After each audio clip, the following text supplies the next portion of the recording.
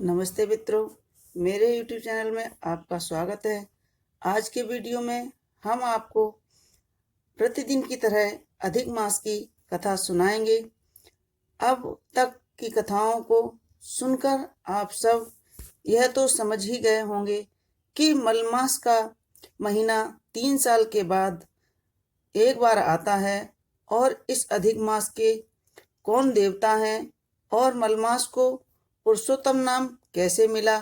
11वें अध्याय में इस कथा में ऋषि कन्या को शिवजी द्वारा 5 पतियों का वरदान देना, पुरुषोत्तम मास में जप तप दान व्रत धर्म ग्रंथों का सुनना पढ़ना और मनुष्य इस भव सागर से पार होकर गोलोक में वास करता है, सांसारिक दुखों से छुटकारा मिलता है।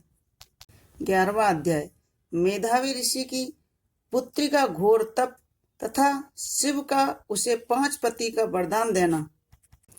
नारद जी बोले, हे महामुने, ऋषि कुमारी जो तप मुनियों को भी दुष्कर कार्य है वह उसे कैसे करने लगी, यह हमें समझाइए। श्री नारायण बोले, उस कल्याणी ने शांत सनातन 5 मुखी शिव का चिंतन कर अति दारुण तप आरंभ किया। सर्पों के आभूषण नंद और भृंगीगण से सेवित 24 तत्वों और 3 गुणों से सम्मित 8 महासिद्धियों प्रकृति एवं पुरुष से युक्त मस्तक पर अर्धचंद्र एवं जटा मुकुट से सुशोभित ऐसी भगवान शिव का ध्यान कर वह बाला ग्रीष्म ऋतु के सूर्य में पंचाग्नि के सम्मध्य बैठकर परम तप करने लगी। हेमंत और शिशिर ऋतु में ठंडे जल में बैठकर मुख को जल के ऊपर करके तप करने लगी। उस समय वह ऐसी प्रतीत हुई मानो जल में कमलनी खिली है। सिर के नीचे काले बाल ऐसे शोभित होते थे कि मानो लताएं फैली हुई हैं। शीत के कारण उसके ब्रह्मरंध्र से निकलता हुआ धुआं ऐसा प्रतीत होता था मानो कमल के मकरंद का पान करके भौरे निकल रहे हों। वह कोमलाग्नि कन्या प्रातः और सायकाल धूम्रपान करके रहती थी।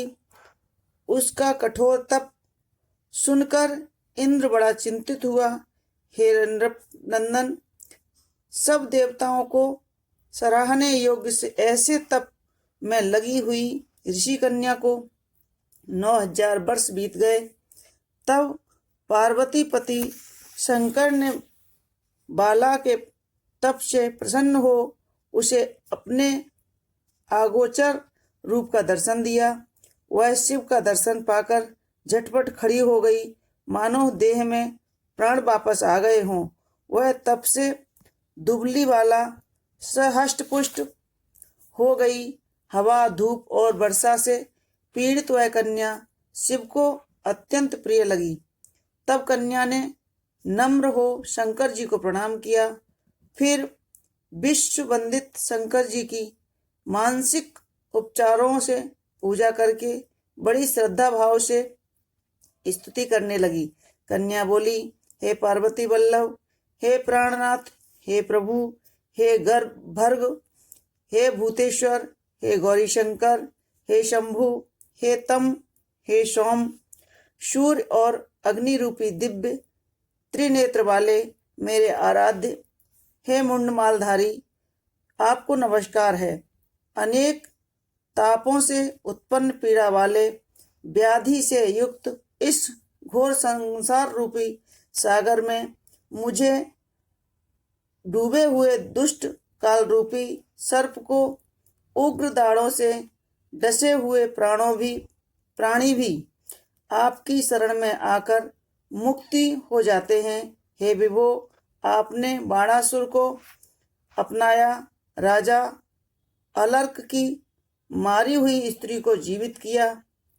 हे दयानाथ, हे भूतेश्वर, हे चंडीश्वर, हे भवत्राण, हे मृत्युंजय, हे प्राणनाथ, हे दक्ष यज्ञ के विध्वंसक, हे शत्रुओं का नाश, आपने भक्तों को जन्म मरण रूप बंधन के नाशक, आवागमन के मिटाने वाले, हे सृष्टिकर्ता, हे प्राणपति, हे पापहारी, आपको नमस्कार है। श्री कृष्ण बोले, हे युधिष्ठिर, मेधावी ऋषि की तपस्विनी पुत्री मन और वाणी से शिवजी की स्तुति कर शांत हो गई।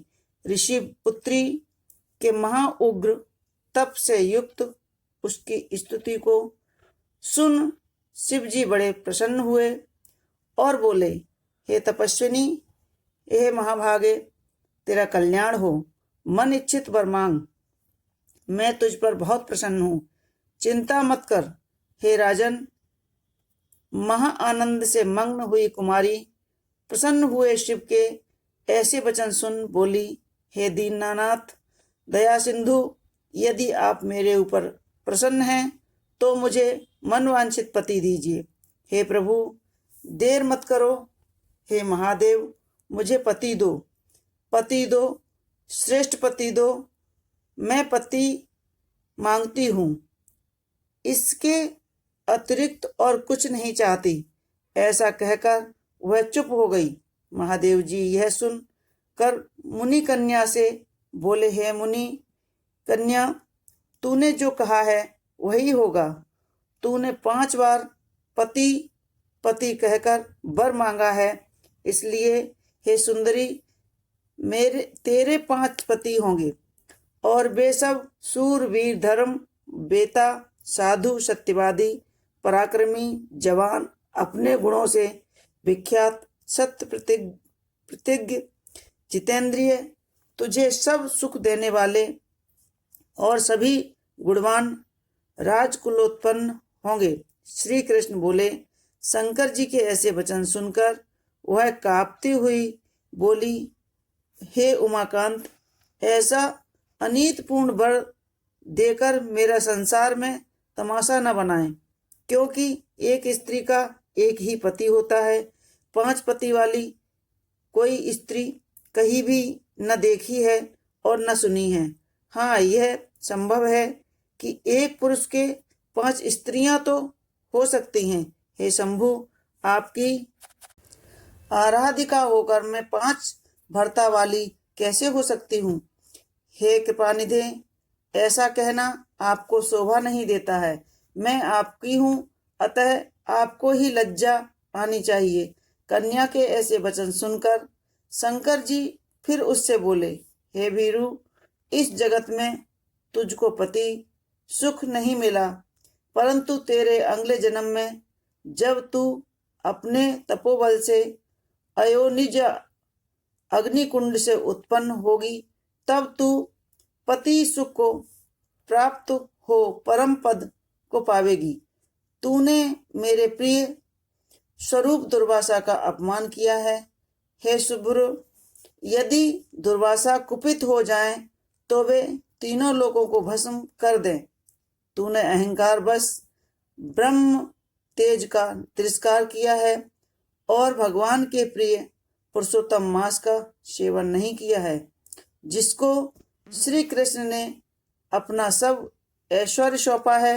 हे बाले, मैं ब्रह्मा से लेकर समस्त देवताओं और नारद से लेकर जितने तपस्वी लोग हैं, वे सब श्री कृष्ण की आज्ञा का पालन करने वाले हैं। उनकी आज्ञा का उल्लंघन कौन कर सकता है? हे मूढ़ कन्या, दुर्वासा के कहने पर भी लोक पूजित मास तूने नहीं पूजा है, अतः हे द्विजात में तेरे 5 पति अवश्य होंगे। पुरुषोत्तम मास के खंडन करने से अब यह टल नहीं सकता। जो इस मास की निंदा करता है वह उसके विपरीत फल पाकर घोर नरक में जाता है। जो मनुष्य पुरुषोत्तम मास के भक्त हैं, वे पुत्र पौत्र और धन से संपन्न होकर इस लोक और परलोक को सिद्धि को प्राप्त करते हैं। हम सब देवता भी पुरुषोत्तम मास के सेवक हैं, जिससे पुरुषोत्तम भगवान प्रसन्न होते हैं। ऐसे सेवन करने योग्य श्रेष्ठ मास को क्यों न पूजे। अत्यंत महान महात्माओं का वचन कैसे मिथ्या हो सकता है, तू ही बता। सदा बोलने वाले मुनियों की वाणी अनुकरणीय है। नीलकंठ महादेव ऐसे कहकर तत्काल अंतर्ध्यान हो गए। तब वह बाला अपने झुंड से बिछड़ी हुई मृगी की भांति चकित हो इधर उधर देखती हुई रह गई। सूत जी बोले, हे मुनियों, दौज के चंद्रमा से युक्त भाल वाले सदाशिव के अंतर्ध्यान होने पर जैसे इंद्र को वृतासुर दैत्य का वध करने पर ब्रह्म हत्या लगने के कारण चिंता हुई थी, उसी प्रकार मुनि कन्या को दुर्वासा के वचनों का उल्लंघन करने के कारण चिंता समा गई। तो दोस्तों, यह थी हमारे 11 अध्याय की कथा। आगे अधिक मास की कथाएं हम इसी तरह आपको सुनाते रहेंगे। तो कैसी लगी यह कथा हमें कमेंट्स बॉक्स में ज़रूर लिखें। हमारे वीडियो को लाइक करें, शेयर करें और कंटिन्यू कथा सुनने के लिए सब्सक्राइब अवश्य करें। जय श्री कृष्ण, जय पुरुषोत्तम मास, जय हो पुरुषोत्तम भगवान की जय।